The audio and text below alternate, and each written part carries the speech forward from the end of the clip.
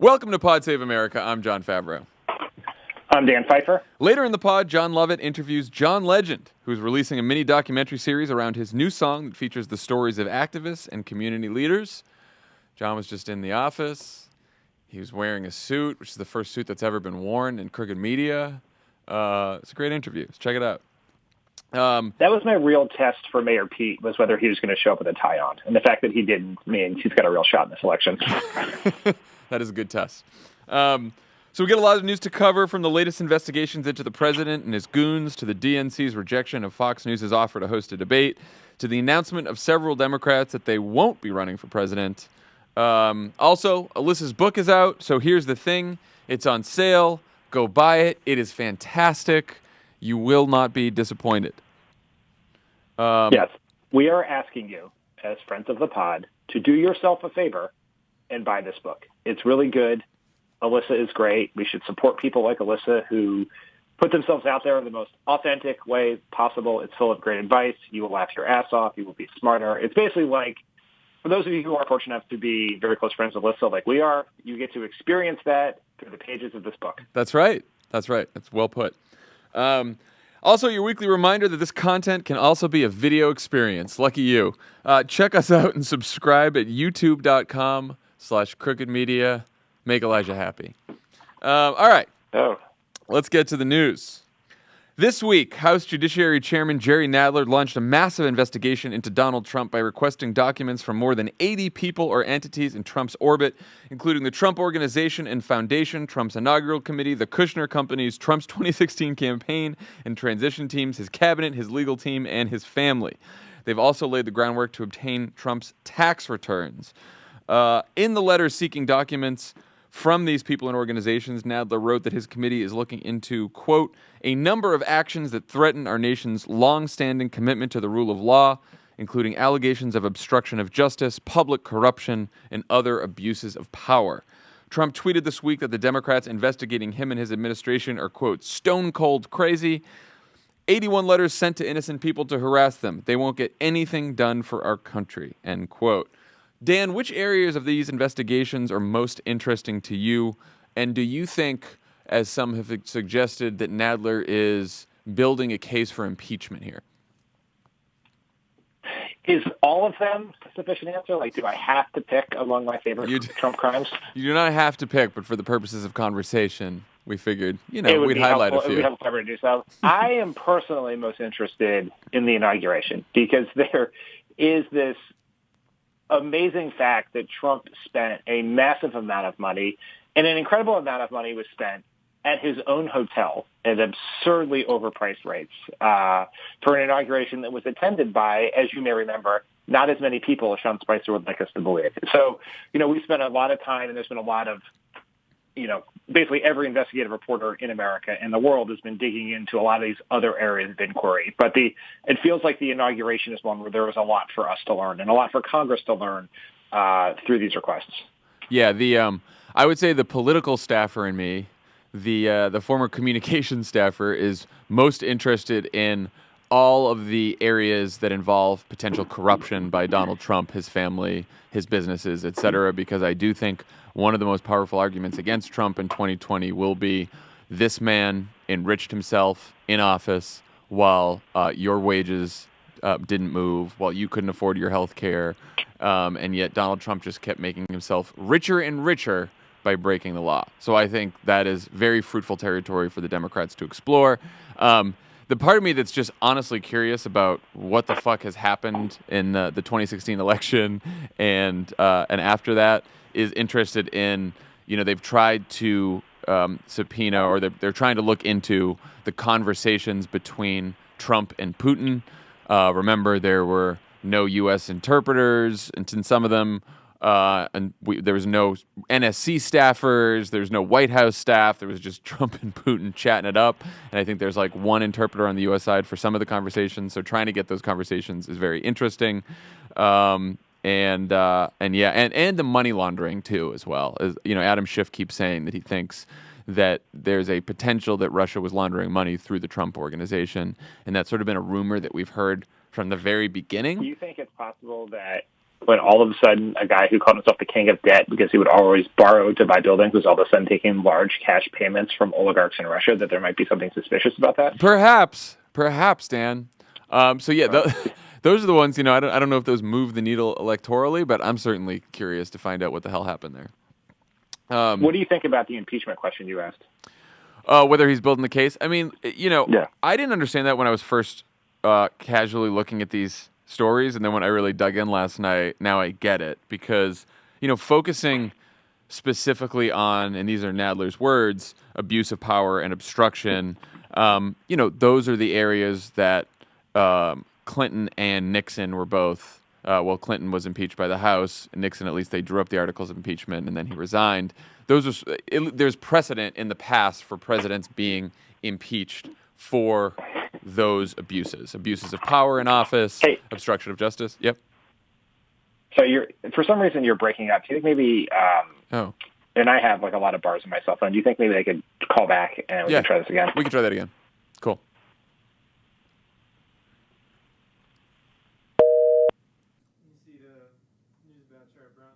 Mm-mm.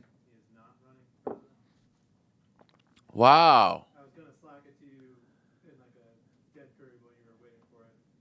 Priyanka just threw it into the news Slack. Wow. So we can add that to our list. I just said this to Emily last night. That's so funny. Hey, Jen, let me reconnect you. Hang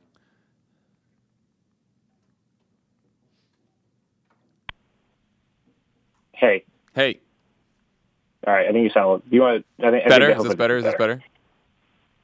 Okay. I'm just gonna do over my.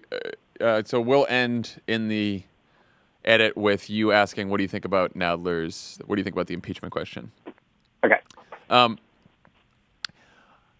I think the people who say he's laying the groundwork for impeachment have a good point.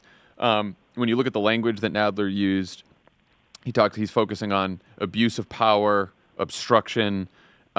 These are the same areas that caused Congress to drop articles of impeachment for both Nixon and Bill Clinton. So there's a precedent there of Congress attempting to impeach a president over these high crimes and misdemeanors. And so it does seem like by lumping them all together, Nadler's sort of laying out, what he's looking into. He's also said that he believes the president has committed obstruction of justice, that he believes the president has been implicated in crimes.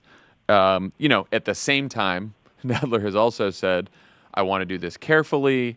I think that in order to make the case for impeachment and bring charges of impeachment in the House, we have to convince not only our own side, but some Republicans that this is a worthwhile endeavor, which seems like fucking wishful thinking to me, but, I guess that's what you have to say. What do you think? Yeah, I think that's right. And I think it also says a lot about where we are, 2+ years into the Trump administration, that the mere fact that Congress is doing its most basic constitutional duty of oversight is framed in the question of whether it's a path to impeachment, right? This, Axios this morning had I guess it was a series of conversations with reporters where they sort of summed this up as to be basically everything that Trump has been involved in, all the things that Nadler's asked for documents about, what the Judiciary Committee and other committees are looking at, represents one of the 3 greatest political scandals in American history, along with Nixon and Watergate, and then the Teapot Dome scandal. So it sort of shows the gravity of this, that Trump, it seems very much like Trump has committed offenses that fall into the political definition of impeachment. But you need to prove those things. You need to be able to make a case. But they're also just doing their basic duty to ask questions and hold hearings on what the administration is doing. It just happens to be one of the primary activities of this administration is crime-adjacent activities. And so, therefore, oversight tends to dip into the impeachment conversation. Yeah, well, that leads to my next question. I mean, what do you think of Nadler's approach here? There's been some concern, criticism that sending so many requests on so many different issues at once could feed into Trump's witch hunt bullshit. Do you have any concern about this? No. And, could you sit around and do theater criticism for weeks on end about, like, would it be smarter to do them one at a time and do it drip, drip, drip? Or what if you did them Monday? What if you requested documents about crimes on Mondays, Wednesdays, and Fridays? And ultimately, I don't think any of that matters for two reasons. We are both over-assuming how closely the American public who's going to decide this election pays attention to the correspondence habits of Jerry Nadler. And we are also somehow thinking that if Nadler were to approach this differently, Trump would take a different response. And that is simply not the case. Trump has been calling this a witch hunt before there was any oversight. Right. He's going to call it presidential harassment under all scenarios. And so this is fine. I don't know that it's better than another approach, but it's totally fine. And if we're worrying about the cadence of correspondence related to potential presidential crimes, we're worrying about the wrong thing. I mean, also, Nadler's initial request is material that was Nadler's initial request is for material that was already provided to other congressional committees or federal investigators. He's not doing a ton of real digging just yet. So the idea that he sent out, 80 letters or letters to 80 people and entities just for information that's already been handed over is not like he's, bringing out the subpoena cannon just yet. And also, like you said, there have been a lot of fucking crimes and potential crimes. This has been the most corrupt administration potentially in history. And the only reason it's odd to people that suddenly Congress is doing so much oversight is because Republicans not only did zero oversight over the last 2 years, they did everything they can. They used their positions to protect Trump at all costs. So, yeah, of course he's doing some oversight now. It's just worth noting as you think about the scope of this, which is why it requires a response like this, which is that Trump's business, his foundation, his campaign, his inauguration, his transition, and his administration are all under a criminal investigation from multiple entities. And so there was a lot of work to do. And also, I think would make one other point. There's no time like the president. Sorry, let me try that again. There's no time like the president. It is the first week of March. There are only so many days in a Congress, and let's get going here. I will also say it is not like Democrats are just picking controversies, It's not like Democrats are picking controversies at random here. This is not some partisan witch hunt when all of these investigations are happening because federal prosecutors, nonpartisan, independent, some of them probably fairly conservative in the FBI, prosecutors and FBI agents have found potential wrongdoing and potential criminality in all of these areas. The inaugural committee, the Trump business, Kushner's companies, all of it. All of it started because of law enforcement. None of it happened because Democrats said, we're going to go on a fishing expedition, right? It didn't start in any kind of partisan way whatsoever.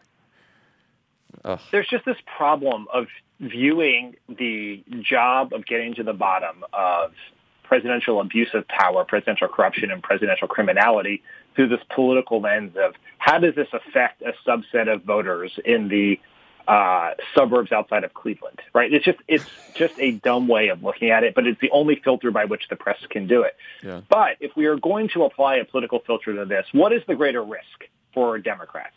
Put aside responsibility to the Constitution, responsibility to the American democracy, to general congressional oversight.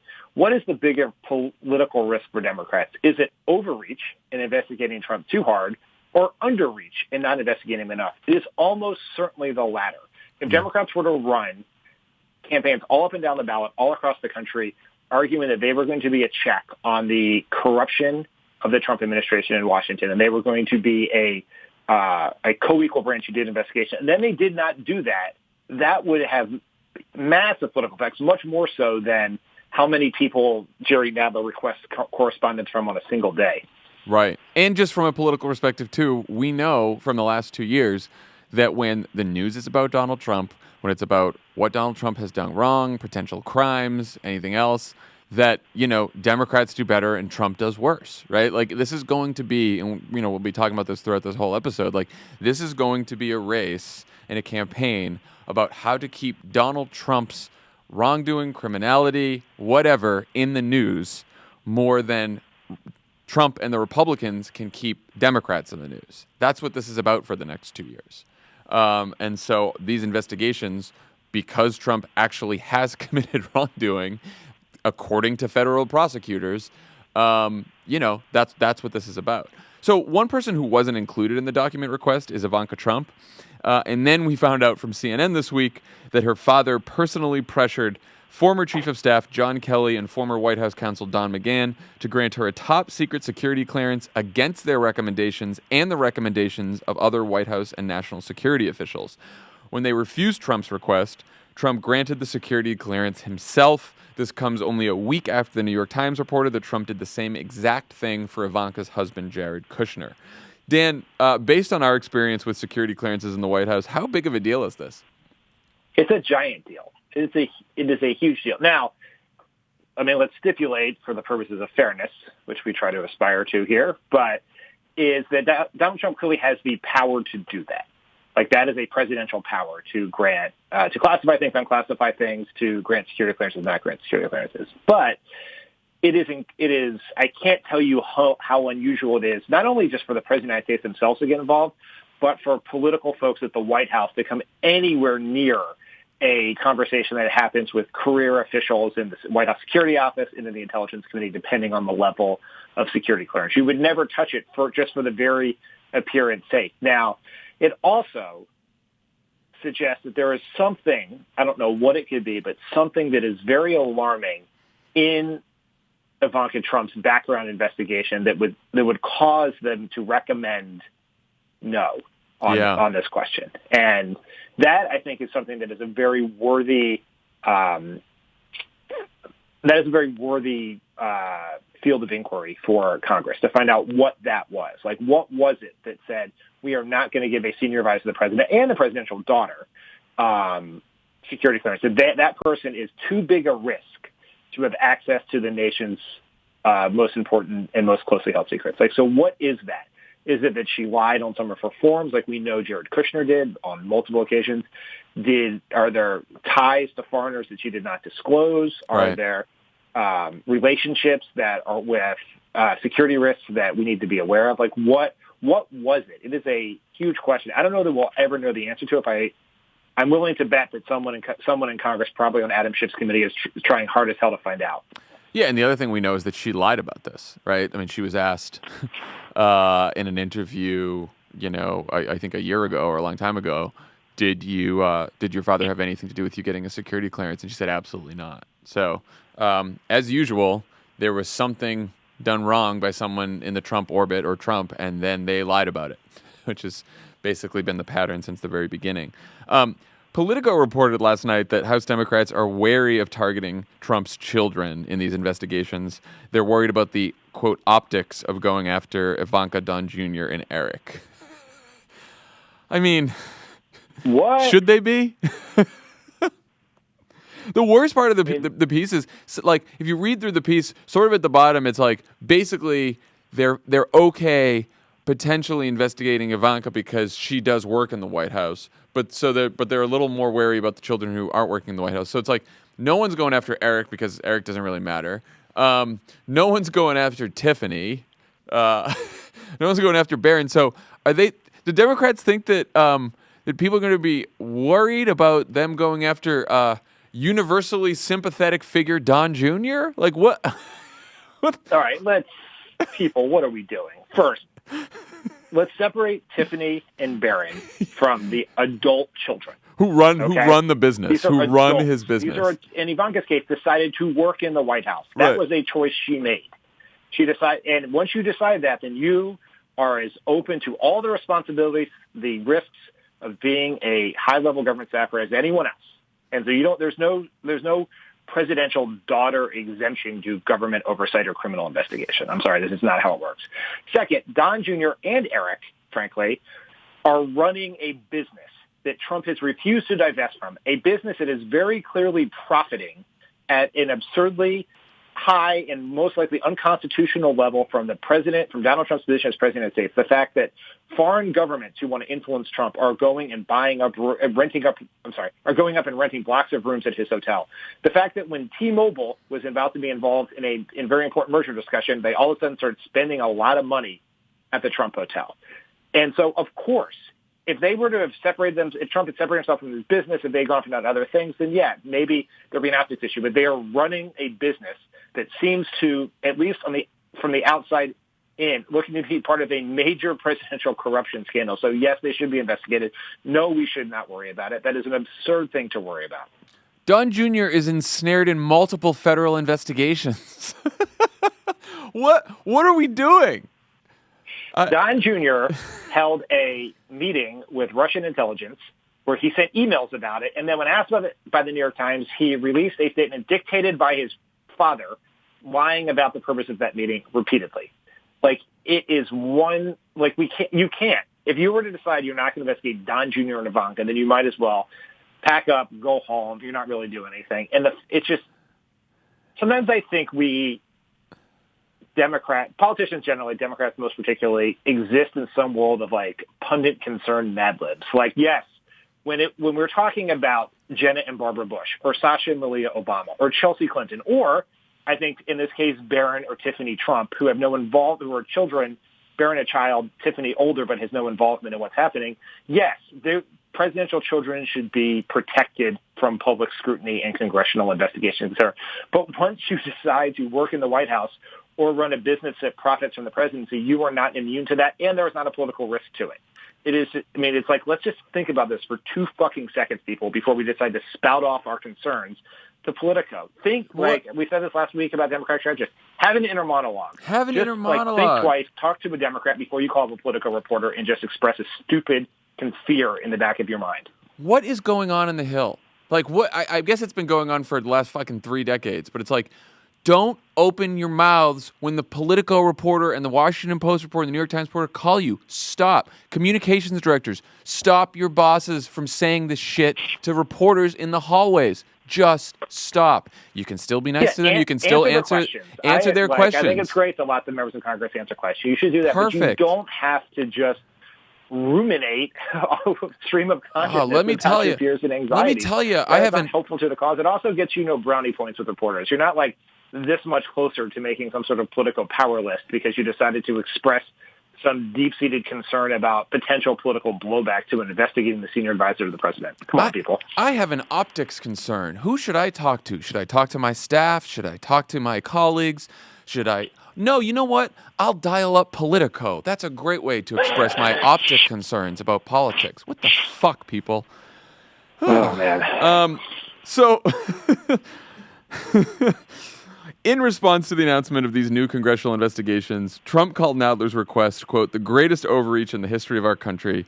Instead of doing infrastructure, instead of doing healthcare, they want to play games. How effective do you think the Trump Republican response about presidential harassment is? And do you think there's any risk of Democratic overreach here? I know that we are not that worried about the concerns expressed about, Nadler's approach here to sending all the letters, but is there anything the Democrats could do that we would be worried about in terms of overreach? I think that we shouldn't be too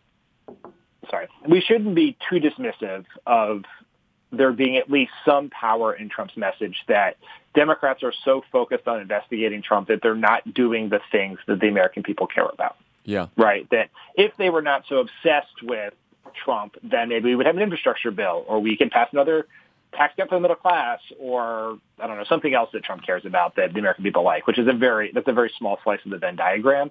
But that is an argument that has worked in the past. It's the argument that Bill Clinton used in 1996. It's the argument he used to come back from sort of political defeat. It's what he used to fight back against Ken Starr and impeachment in the late 90s. So there's precedent for this working. But I don't think that should change what Democrats do. Right? We have to engage the argument. We shouldn't just run away from it. And as long as we stay focused on very legitimate lines of inquiry around criminality and corruption and abuse of power, then we'll be fine. If we start doing, which I can't imagine would ever happen, the sort of crazy stuff that Republicans did in the 90s, where they were convinced that Vince Foster, who was a Clinton administration attorney who killed himself, had been killed in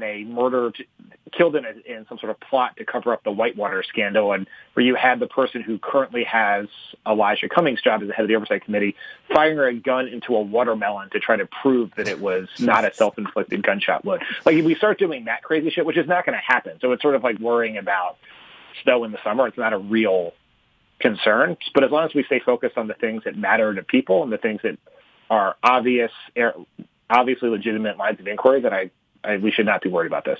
Yeah, I mean, I think that Democrats have to take great care to always connect these investigations to people's lives. Why does this investigation matter to your life, right? So it's like, we can talk all about security clearances, and it seems very distant to people, but the reason that this is a problem is because Trump is jeopardizing our national security. He's allowing potentially, and his staff are allowing potentially, foreign powers that are hostile towards us to have leverage over U.S. government officials, and that could damage our national security. The reason we care about corruption is because Trump is wasting taxpayer dollars. He's enriching himself and his friends at your expense, and he's not doing anything for you, but he's making off okay, right? So, like, I do think that we have to really make sure we are drawing direct lines from these investigations to people's lives and what matters to people. So I think, and there's a danger of, it's not overreach, right? There's just a danger of sort of looking like you're focused on getting Trump and not looking like you're focused on, defending, protecting, and advocating on behalf of the American people. So I do think there's like a messaging challenge, but I think you're right. Like, that shouldn't stop Democrats from doing their responsibility to conduct oversight, which is what they promised to do in the 2018 elections and won because of it, at least in part. That's a good point. So on that note, the New York Times ran a story on Wednesday that talks about, quote, a month of stumbles for Democratic leaders. And it basically talks about how the House Democrats have had a hard time breaking through lately. Last week, they passed a gun control bill. No one really noticed. This week, they're passing a voting rights and ethics reform bill. No one's really talking about it. They almost sent a resolution to the Senate to end our military involvement in Yemen, but the Republicans turned it into an anti-Semitism resolution. Everyone is arguing with each other today still about Ilhan Omar's comments. There's supposed to be a vote on the floor of the House today for another resolution condemning anti-Semitism and hate and bigotry in all its forms. It's been quite a mess this week. What can Democrats do to not only get back on message, but to stay on message in the future, break through the news cycle with their message, and stick together, at least in public? This is not a problem that is unique to the Trump era or even this particular month. It is almost always impossible to get extensive coverage for legislation passed by one body of Congress in the minority. I mean, the Republicans in Congress, when from 2011 to 2015 had the House but not the Senate, Obama was president, they passed shit all the time. They were just constantly passing terrible bills. And we actually wanted them to get more attention because they were so odious and unpopular. But no one noticed. No one cared. The press really only will cover things that they think have a chance of becoming law in that way. And so, like, it's not surprising that even though this passage of gun safety legislation for the first time in a very long time was a very big deal and showed, how far the ball has moved on the politics of gun control laws. But the fact that it hasn't moved far enough means it's going to get a little attention, not enough. And so this is not it's not a particularly solvable problem. So I do kind of want to disentangle, like, sort of a couple different things. Like, there's three questions in there. Like, how can we get more attention for the things that we did? Right. How can we stay on message? And then how do we stop fighting with each other? So on the first one, like, I laid out the problem there. I do think that we can be more creative, right? The New York Times, the cable TV stations, the Washington Post are not going to give the coverage we need to the stuff that the Democratic House is doing, other than Russia investigation oversight stuff. So just the passage of legislation. So we have to think that there are better, more extensive ways to communicate than simply just holding a press conference with the Capitol Hill press corps and then expecting them to carry that message to the voters that care. So that means local press from members of Congress, which I'm sure many of them are doing. It means thinking about alternative media methods to do it. Where can you reach people who care about this issue and are interested in? You don't have to go through a cynical press filter. Like, what are specific ways to do it? Who are the voices on social media who are influencers who have a following that you can get them to amplify this? So you just have to think creative, because you have to work more. You have to think more creatively and work harder than you've ever had before in the past to get this message out. And even then, it's very, very hard. Yeah. The second, how do we get on message, is related to your third question of how do we stop fighting with each other. And I think the big thing there is there's going to be disagreements in our caucus, as there should be, and I think we're healthier because we don't all believe the same thing. It's not a bunch of, Fox News addled automatons who are funded by the Koch brothers. Like, we are a party that has AOC and, more conservative members who won in very red districts. Like, that's who we are. And if we're going to have majorities, then we're going to have diversity of opinion. That's a fact. But I think we should try to have our disagreements, not allow the resolution of our disagreements to be dictated by bad faith criticism from Republicans, right? So this dispute between Ilhan Omar and a number of other members in the caucus has spilled out and getting a ton of attention. And in part, the response the Democrats have put forward is the way that they're approaching this, I think, is based on this naive belief that they are to pass this congressional resolution 24 hours before they're supposed to pass their most important signature piece of legislation, the H.R. 1, the Electoral Reform and Democracy Bill, that somehow if they do that, then the right and Trump will stop accusing all Democrats of anti-Semitism. And that is naive and wrong-headed. And we have to think, instead of trying to satisfy a group of bad faith critics and cynical pundits and reporters, we should think about how to turn the subject back to Trump. Yeah, watching this play out, and, Ben and Tommy talked about this on Pod Save the World, and they really dug into it. So I encourage everyone to go listen to that episode. And we're not going to sort of rehash everything here, but watching this episode unfold this week and just sort of last day after day after day made me think, like, we are going to be dealing with more of these episodes between now and 2020, a lot more. I mean, I saw Josh Barrow tweeted this morning, like, because the government's going to get nothing done, Trump's not going to get anything done, it's divided government, like, these controversies will take up a disproportionate share of the media coverage between now and the 2020 election. And I think that is exactly right. And I don't know that Democrats have figured out a way to sort of handle these controversies, or at least, like, downplay them or move past them in sort of an efficient way, right? Like, I don't see why everyone could have just, like, you're right. Republicans are always going to launch bad faith attacks. Like, we should not respond based on what they say, but we should respond based on what we believe. And I feel like every member can do that on their own without then also attacking every other member or talking about it. I mean, there was this story in the Washington Post that was basically the same as the New York Times story about, like, it's a Democrats in disarray story. And at one point, they have reporting from inside the caucus meeting, and Jan Schakowsky just yelled to everyone. She's a congresswoman from Illinois. She just yelled to everyone, "Stop tweeting! Everyone stop tweeting!" Which is, that's the answer. Never tweet.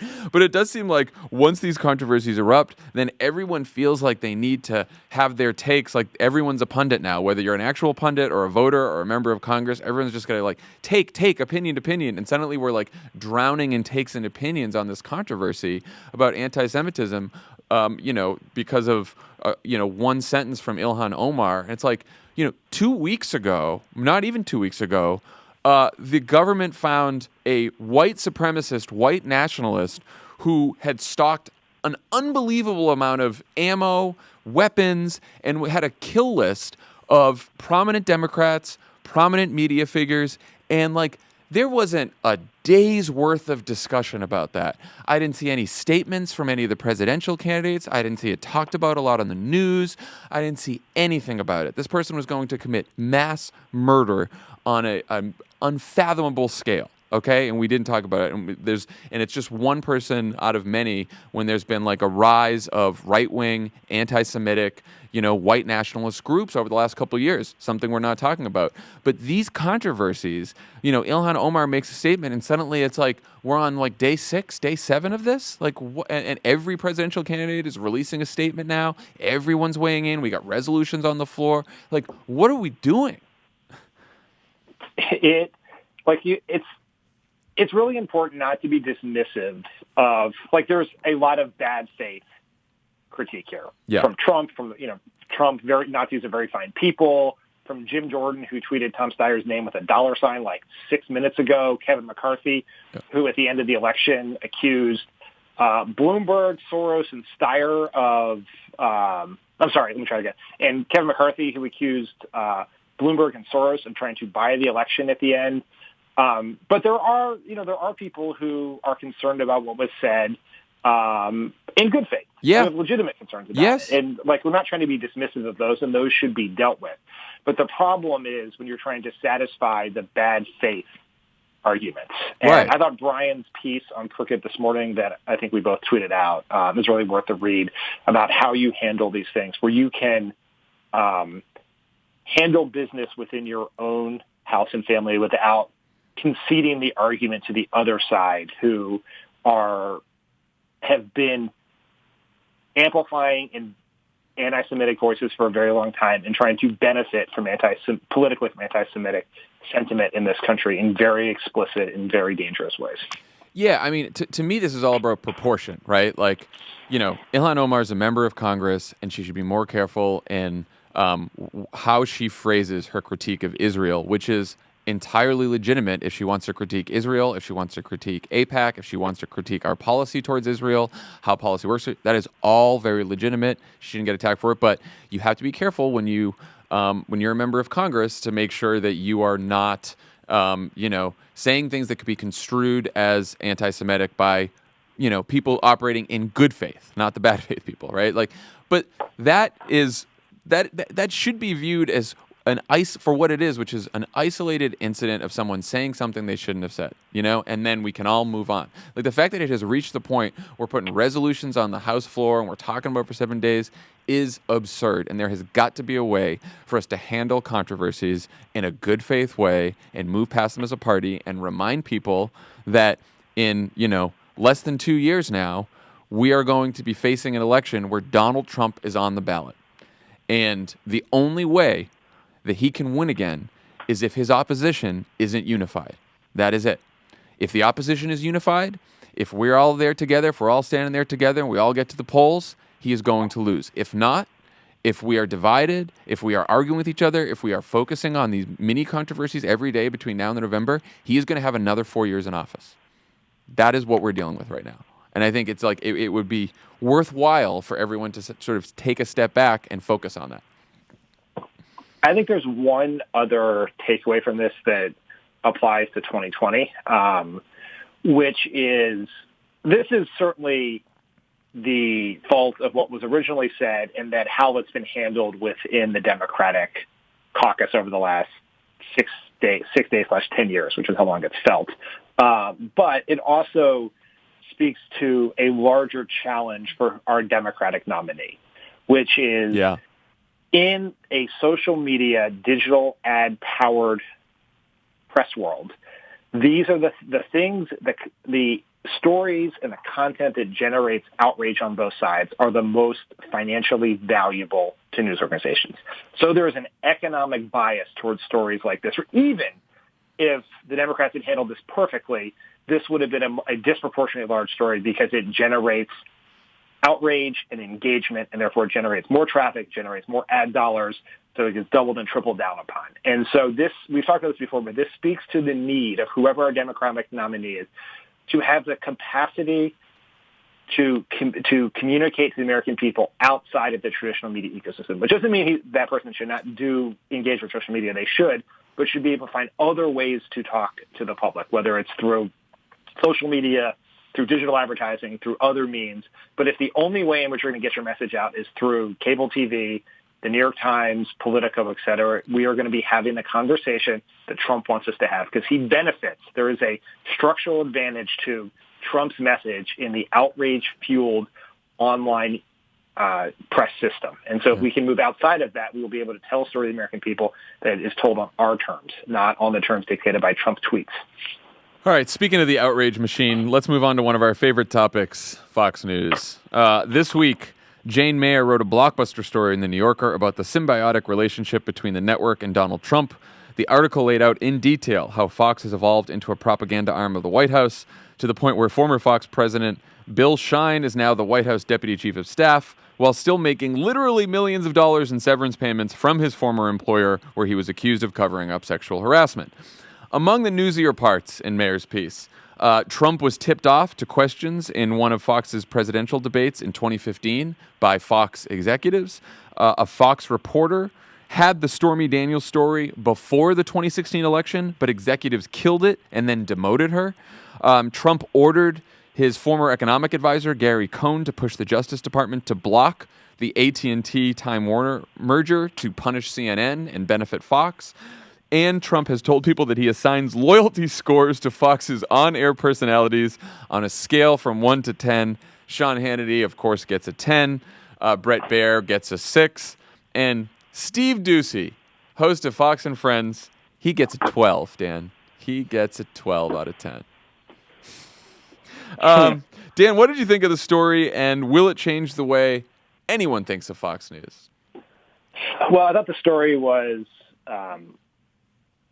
incredible. None of it, like the general thrust of the story is not surprising. We have known this for a very long time, that Fox is a Republican propaganda machine masquerading as a news organization to get access to our airwaves. Yeah. But Jane Mayer, who is a American media treasure, who is one of our best reporters, found the proof points that prove this. And after reading that story on Monday, I thought to myself, well, this is it. This isn't just like a bunch of Democratic hacks like ourselves, for instance, tweeting about how bad Fox is. This isn't Barack Obama complaining about it. It's not Media Matters presenting actual facts and proof to people, but because they're funded from the left, it will be dismissed. This is Jane Mayer, one of the most respected reporters in all of the world, showing that journalism is not done at Fox, as it is commonly thought of. The fact, like, they sat on a major scoop to help their chosen candidate. That's not Sean Hannity. That's not Tucker Carlson. That's not Laura Ingraham. That's not the White Nationals Variety Hour, as Jon Lovett calls it. That's the news division. Brett Baier, who is held up for some fucking unknown reason by all these reporters, I think because he's an affable guy who goes to cocktail parties, is some hallmark of journalism, gets a 6 on a loyalty scale from the President of the United States. And I thought to myself, well, this is it. It's finally happened. It's been, we've been seeing that a transition in how the broader world thinks about Fox for a while, and Jane Mayer has cinched it. Oh no, Dan. But John, I was wrong. I was very wrong. Oh no, this piece comes out Monday. On Wednesday, the Democratic National Committee announces that Fox News will not be one of the media outlets hosting a 2020 Democratic primary debate. Chairman Tom Perez said in a statement to the Washington Post that, quote, recent reporting in The New Yorker on the inappropriate relationship between President Trump, his administration, and Fox News has led me to conclude that the network is not in a position to host a fair and neutral debate for our candidates. No shit. No shit. Trump has already, in response, threatened to not appear in debates in the general election that are held on other networks, which, hey, dipshit, at the general election, no one network hosts the debates. They're broadcast everywhere, so your only option is to drop out of the debates if you want. So anyway, I see Tom's statement. I see the Democratic National Committee's decision. I'm like, yeah, obviously, we're not going to have Fox News host a primary debate for the Democratic Party. They haven't hosted one in like 10 years or something. I think it was 2004. Yeah, more. It didn't happen in 08. It didn't happen in 16. Okay, so almost 15 years has gone by now since Fox News has hosted a primary debate. I don't know why the Democratic Party was considering offering them to host one in the first place if we hadn't for the last 15 years. But anyway, I thought it was pretty common sense that we wouldn't have a network whose business model is based on spreading disinformation and whipping up outrage and xenophobia and racism among Donald Trump's base. I thought it was pretty common sense that we wouldn't say, well, we only have so many debates to offer hosts for, and yeah, we're not going to have Fox be one of those hosts because there's a ton of other media organizations out there and activist organizations and different groups who could ask our candidates very tough but fair and illuminating questions so that our voters can decide who they want as their nominee. It seems pretty normal that Fox News wouldn't be one of those places. But Dan, I would have been mistaken. Because then we see journalists, Jonathan Allen. We saw it from Zeke Miller from the AP. Saw it from all kinds of other reports. Jack Schaefer in Politico saying, what are Democrats so afraid of? Why are they afraid of tough questions from Fox News? This seems like a huge mistake for Democrats. This is going to play into Trump's worst instincts, and he's going to attack the press more because of this. He's going to attack the good outlets more and all this bullshit. And I don't know, man. I thought that this far into the Trump administration, this far after 2016, this far into Fox News transforming from a conservative outlet to one that is basically just pumping disinformation into the ether and really hurting our democracy as a result, I would have thought that good journalists who do good work would have understood what this is all about. And I am clearly mistaken, and I don't know why. It is mind-boggling. I have been raging like a lunatic for 2 days now. And let's separate a few things here, right? One is this argument that somehow Democrats are avoiding tough questions. The implication of that, yes, reporters I know that are saying that, is that I know what you're going to say. Jake Tapper from CNN, who I think asks the toughest questions probably of anyone in journalism to both parties, is somehow not as good a questioner as Shep Smith or Chris Wallace, that Lester Holt or Gayle King or some of these other people are not going to ask Democrats tough questions. That's insane. That is a stupid fucking way to think about it. And if you would think before you tweet, you would understand that in defending Fox, you're insulting the rest of the journalists by using that argument. Second, there's this argument that somehow in doing so, Democrats are hurting journalism, and we are giving aid and comfort to Trump's argument that there is fake news. Okay, that is stupid. Democrats are not stopping Fox from doing their job. Fox reporters are going to be invited to cover the debates. I'm willing to bet that Fox will even get to set up their camera positions, and they'll probably can have their set there and do all the other things they get to do. They get to report on the debate. The Democratic Party decided it was not going to allow Fox News to make a lot of money off of their debate. And since, I don't know, maybe Fox would spread the incredibly offensive conspiracy theory about Seth Rich, a slain DNC staffer in the 2016 election, that Roger Ailes gave the questions to Trump, that Fox News executives work at the White House, that Trump advisors work at Fox, and they decided they were not going to reward that behavior. Fox also isn't. I'm sorry, Democrats are also not giving a debate to Breitbart. Is that somehow offensive? And for all of you people who are just screaming about what a problem this is, I don't hear one single one of you, not you, John Allen, not you, anyone else, complaining when the Republicans held 9 debates in 2016 and did not give a single one to MSNBC. Were they afraid to take the questions of Rachel Maddow? No one says, this is bad for journalism, the Republicans don't like to MSNBC. It is so fucking stupid. And what these reporters are doing is, first, tweeting without thinking, and 2, trying to virtue signal to their Republican sources that they're somehow both sides friendly journalists. It is embarrassing, because Fox does more damage to the profession of journalism than it does to Democrats. You turn on Fox, all they do is take legitimate reporting from serious news organizations in the middle, but also in the left and the right, and dismiss it and call it fake news. And they have perpetuated this myth that mainstream news organizations are in cahoots with Democrats. They have done this, and to defend them is to have just a lack of self-preservation for your industry. It is so frustrating, and I could scream about this for hours. And May, frankly. Well, and it's honestly, don't just ask us. We're a bunch of liberal Democratic activists. It's not just Democrats that understand what is wrong with Fox News. Ask John Weaver, former, he's a Republican staffer. Jennifer Rubin was in John Mayer's piece talking about this. She was a conservative commentator. Greta Van Susteren, who was on Fox News, was talking about it in Jane Mayer's art. Like, everyone on both sides pretty much gets what's going on at Fox News. I think reporters view Fox News as like, oh, that's the conservative media outlet. And there may have been a time when Fox News first started that it was in fact a conservative media outlet that had conservative viewpoints on it. That time has long passed. There's nothing conservative about Fox News right now. Fox News right now. It is not, it's not. There's no conservative ideology coming out of Fox News. What it is it's disinformation.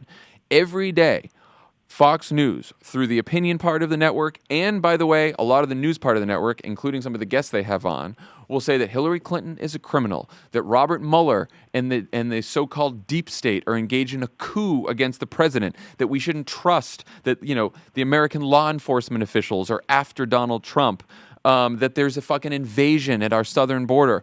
Lie after lie after lie that are designed to scare people, that are designed to make people angry, and that incites hate, it could incite violence. It is a very dangerous institution right now.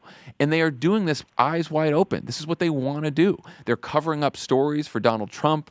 They are only saying the good things about Donald Trump. They're covering up bad news for him. I mean, like, this is not a conservative news organization. This is a propaganda arm of the White House. This is the closest thing as Jane Mayer says, this is the closest thing we've ever had in this country to state-run television. I mean, and it is degrading democracy every single day that it's on the air by spreading disinformation. And reporters who are trying to uphold the values of a free press and get at the truth should be particularly concerned that there's a network out there that's spreading disinformation when they're trying to do their jobs. They should be mad about it. I don't understand. It's really mind-boggling. I'd like to take a shot at another part of the argument of stupidity we've heard the last 2 days. One is, how are Democrats ever going to win over Fox viewers if they don't go on Fox? Oh, right. Yeah. Okay. Now, a couple of things. One, as far as I know, there's nothing that prohibits Fox viewers from having remote control to enable them to change the channel to watch debates on other channels. Two, when the Republicans decided not to go on MSNBC, after having lost the popular vote in 5 of the last 7 elections, I don't remember a bunch of political wags saying, well, how are the Republicans going to get the MSNBC viewer? Like, what does that mean? Why are they scared of taking questions from Rachel Maddow? Like, no one said that. And here's the other thing. Sean Hannity, who has the most watched program on that network, gets 3 million gets 3 million viewers. There were 128 million voters in the 2016 election. Do you think that 3 million Sean Hannity voters are the people who are going to make a difference? Do we have to reach voters who live in the towns where Fox is the number one watch station? Absolutely. Do we have to reach people who have the same profile as the 3 million people who watch Sean Hannity? Yes. Do we have to broaden the reach of the party to reach into more rural and exurban areas? Yes. But the idea that the only way to do that is to offer Fox a television debate during the Democratic primary is so simple-minded that it blows the mind. Well, I mean, there are ways to reach the voters we need without putting a imprimatur of legitimacy on Fox News and giving them more money to then use to try to destroy democracy in this country. Because that is what a debate is. It is a profit-making enterprise for a news network. Yeah, and the Democratic National Committee made the exact right decision. And frankly, this whole conversation is stupid, because even if they had given them a debate, it wouldn't have happened, because a number of Democrats would have decided not to go to a debate because they didn't want to do exactly what we just said. And we know this because that's what happened in 2008 when the Democratic National Committee gave Fox a debate. Then it was reported that Roger Ailes would refer to Barack Obama as Obama bin Laden, and we decided to cancel a couple of Democrats decided to cancel the debate, and the debate did not happen. So we have wasted all of our time and many reporters have decided to reveal to the country just how inside the bubble and simple-minded they are. It is very frustrating. If you are a voter who only gets your news from Fox News, it's your only source of news, you are not voting Democrat. If you are one of the voters who gets your news from Fox, but also many other outlets, then you are potentially a Democratic voter. But in that case, you can find the debate on any of the other news channels that you watch. It's really that simple. There are Democrats and independents who watch Fox News, for sure. But those people who are watching Fox News are also exposed to a whole bunch of other media if they are actually up for grabs voters. When you are ensconced in the Fox News bubble and that is the only thing that you watch, we're probably not getting your vote. And we all have relatives, we have friends, we have family members who have fallen into this trap, and it's why a lot of people are outraged. Like I have seen what Fox News has done to people in my life that have changed their political persuasion because of the disinformation that is pumped out of that network. It is a cancer on democracy. All right, let's talk about 2020. This was the week where a bunch of people decided not to run for president. Former Attorney General Eric Holder wrote in an op-ed in the Washington Post on Monday that he'll remain focused on his work to fight partisan gerrymandering. Oregon Senator Jeff Merkley, who's quite progressive, announced on Tuesday that he'll focus on running for re-election to the Senate. And former New York City Mayor Michael Bloomberg announced this week that he'll be spending his time and money over the next 2 years to fighting Trump's re-election and fighting climate change. Meanwhile, Hillary Clinton reiterated this week that she won't be a candidate in 2020, paving the way for a nasty Trump tweet and a Clinton response tweet that included a Mean Girls gif because we're all living in 2016 forever. And also, as we were recording, breaking news, Senator Sherrod Brown from Ohio, has also decided that he will not be running for president. So, really? Yeah. That's news to me. I know. When we lost you for a second and we had to call you back, Michael let me know. And of course, my wife was texting me too because she used to work for Sherrod. What's your take on all these announcements that they're not running for president? It's so funny because that's the normal thing that happens. Usually there's a large group of potential candidates, people who are thinking about it possibly, who've thought they would do it one day in their life or who are sort of talked about as good candidates, and most of them end up not running, and a few do. We just had the opposite problem where everyone who anyone thought might ever possibly run was getting in the race. And in some ways, not running is a harder decision than deciding to run, and because you really are sort of in some ways closing off a path to yourself. And it takes a lot of self-awareness, both of your political situation, maybe your family situation, et cetera, to decide that the odds are too long, the sacrifice too great to do it. And I think so, actually, kudos to these people for making the decision. I am a little disappointed, I will say, that Sherrod Brown is not running.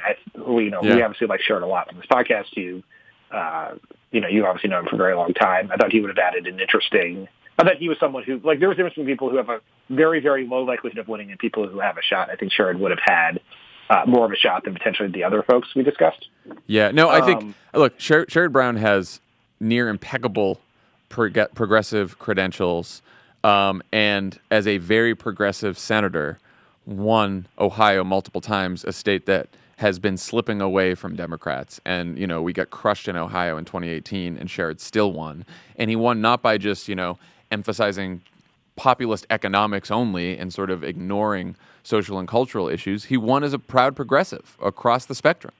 And I think there's a lesson in how Sherrod won for other Democrats. And Sherrod was someone on the trail, as he was on his Dignity of Work tour, who, he's like, here's my view of Medicare for all. I think we should lower the age to 55, and we should take it one step at a time, and I think that's what can get passed, and I'm not going to just take a position because I think that's the position you're supposed to take to appease, certain activists. I'm going to do what I think is right because I'm focused on trying to, help improve people's lives, and that's what it is. If you like that, great. If you don't like that, that's fine. And whether you agree with that or not, good for him for saying something like that, and for standing strong on what he believes. Yeah, the race is probably a little bit lesser for not having Sherrod's perspective in there, but as soon as we have it in the nominee, I'm pretty positive that Sherrod is going to be in the top of most people's potential vice presidential nominee list. Yeah. How big of a deal do you think it is that Bloomberg is going all in to beat Trump since he's a man of means? Is that a Howard Schultz illusion? It was not. It was not. Yeah, I think that's what Howard Schultz wanted to call people who, when he I bristled forgot at about being that. called a billionaire, was people of means. But either way, still good. Look, Bloomberg has become one of the most important players in progressive and democratic politics. He played a very important role in helping Democrats have great success in 2018. He has done tremendous amounts on climate and on pushing gun safety legislation, both trying to elect candidates who fight for gun safety legislation and pushing things at the state and local level. And he's surrounded by a lot of smart people. And I think what he has talked about doing is essentially have a real impact and helps. Like, I would love to live in a world where all campaigns were either publicly financed or funded at the grassroots with contributions under like $500 or something, but we don't live that way. And in this election, different from 2016, which we forget, is that all the Republican billionaires sat out the presidential election last time. And now, flush with giant tax cuts from Paul Ryan and Donald Trump, they are going to be massive players. And so the Democrat is going to get swamped in money. Now, it doesn't mean they're going to lose. Money is not everything, but they're going to get swamped. And if Bloomberg is out there strategically deploying resources in smart ways, it is going to be very helpful. And so I am grateful that even though he decided not to run, he's not sitting on the sidelines.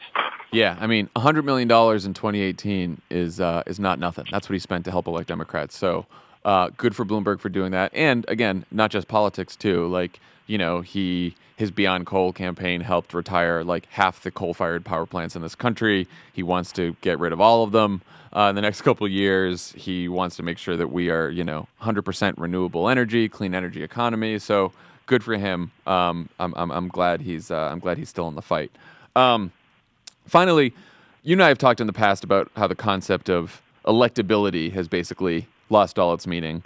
Well, there's a excellent BuzzFeed piece this week by Molly Hensley Clancy titled "Democratic Voters Want Electability, but that doesn't mean they want a centrist for president."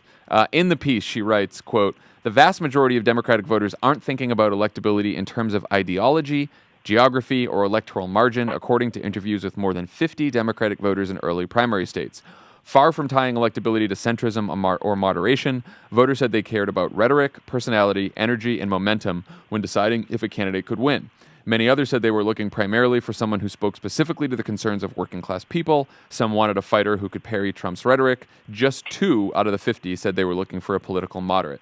So, Dan, these voters are largely separating electability from ideology, which is something that no political pundit has ever done. Do you think that's representative of how most voters think? I think, like as you point, electability is this term that means nothing because no one knows what it means, and a candidate is only electable if they win. And so it's like a reverse engineered thing where John Kerry was not electable, but Barack Obama was. Hillary Clinton was not electable, but Donald Trump was. But we have no idea what exactly that means, and it does not take into consideration context. It does not take into consideration the larger electoral forces or the economy or anything else.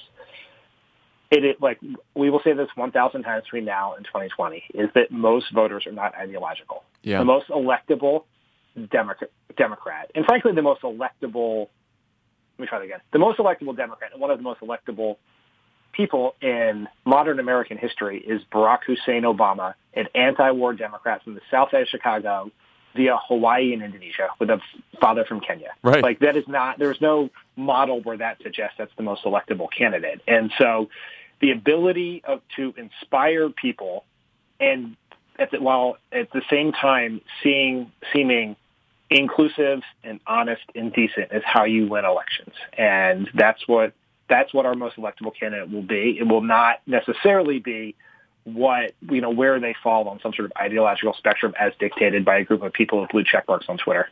And it's not to say that each of these candidates doesn't need to come up with an argument for why they are the most electable candidate against Donald Trump. And Obama did that. He had an electability argument in 2008.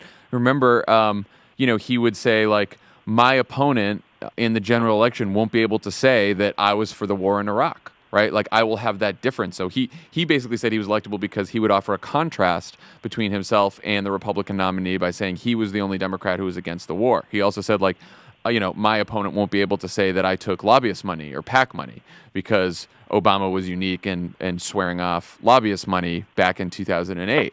And so there's different ways to present your argument for being the most electable candidate that's not like, oh, I can go after moderate centrist voters, which is sort of the stereotype, Right. Electability is not a reason in of itself to run for president. Like, the candidates who view themselves as the most electable lose, because if you don't stand for anything other than winning, then you're going to be a terrible candidate because you have to stand for something.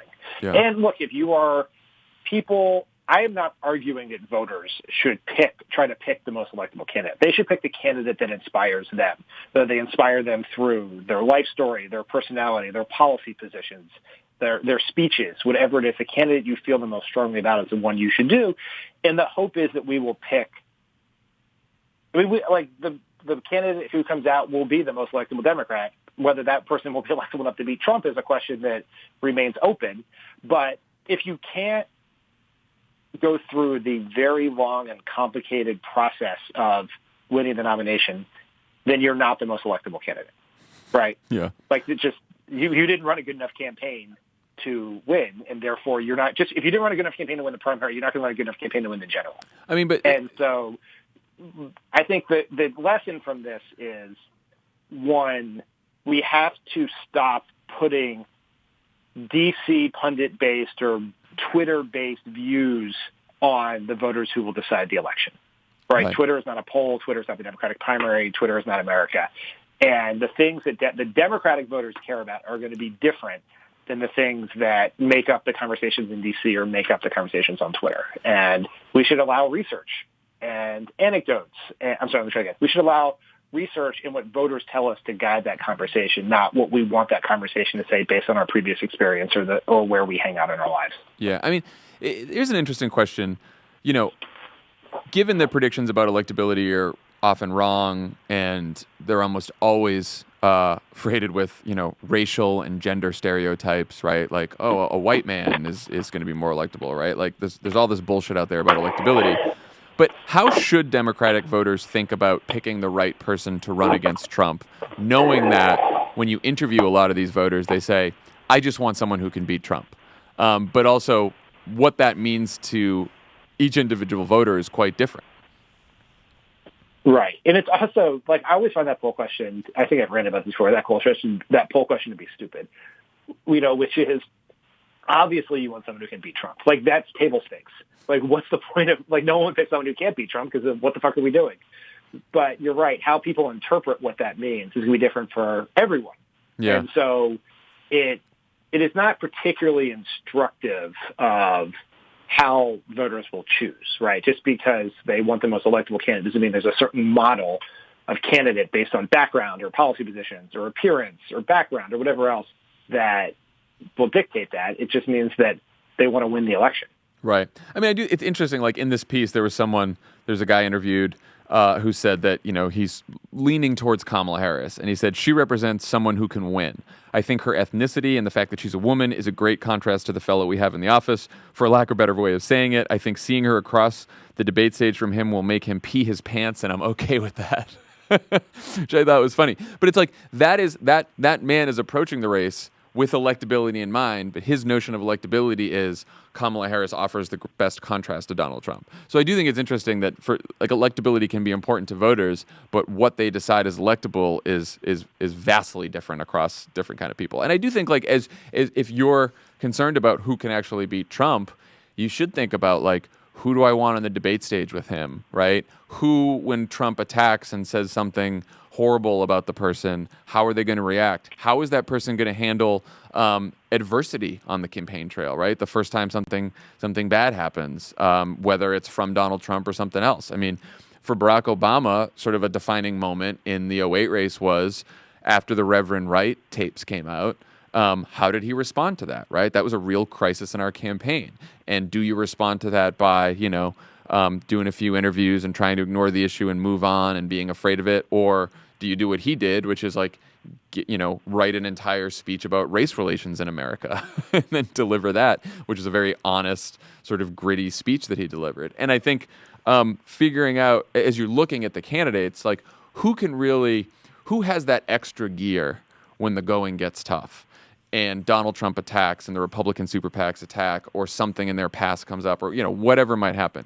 Who can really stand up in a way that is authentic and real and honest with people, and can stand up that way? Like, I think that's probably an important consideration.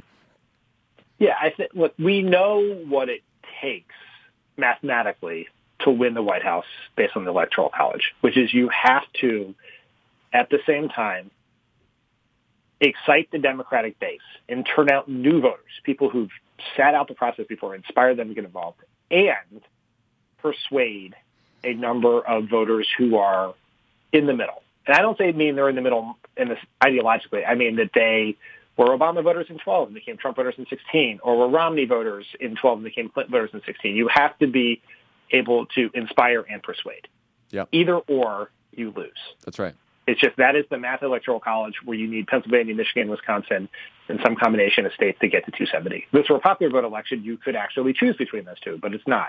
Yeah. And so I do not know who the candidates who will be able to do that best, but you want to find someone who has the most broadly appearing, inspiring message. Yeah. I mean, when I asked our friend David Plouffe this way back when I was doing The Wilderness, he said, you need a candidate who is going to inspire young kids to work 24 hours a day, 7 days a week, because they're so inspired by this person, and that person can still compete anywhere, talk to anyone, go to places that Democrats might not usually go, and you need someone who can do both of those things. And that's what he said way back when, and we'll see who can measure up. Okay, when we come back, we will have Jon Lovett's interview with John Legend.